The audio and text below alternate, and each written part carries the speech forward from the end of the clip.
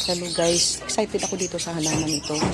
Akala ko yung halaman na to, kinain ng mga uod. Kasi gutay-gutay ang kanyang mga dahon.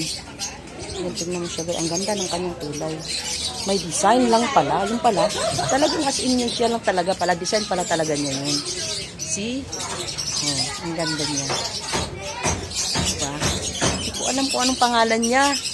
Yan ang ano ko, hindi masyadong maano eh. Ano mo siya. Iba yung ano niya, iba yung design niya. Kasi parang siya kinain talaga oh.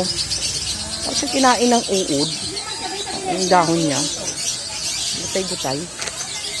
Pero alam mo, yun talaga pala siya. Natural pala talaga niya yung design niya. Dahon na may design. Alam ko, galing ng Panginoon. Napakaganda ng kanyang creation. Iba-iba ang ang kanyang mga nilikha ng mga halaman para sa mga taong mahal niya. Sa mga panlibutan. Sa mga hospital dito.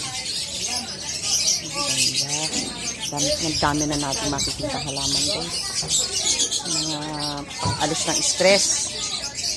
Ang ganda ng kanilang mga ano kasi nga gawa ng gumanda sila, nag-bloom sila kasi gawa ng umuulan-ulan na. Kung gusto ng mga halaman yung nakuulanan talaga sila.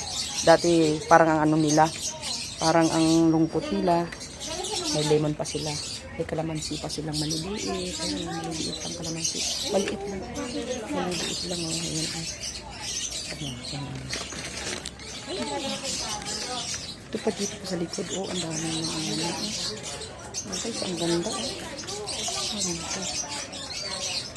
pag wala kang ano, ganda ng paligid, umaga. Tapos may mga ibon pa sa gilid.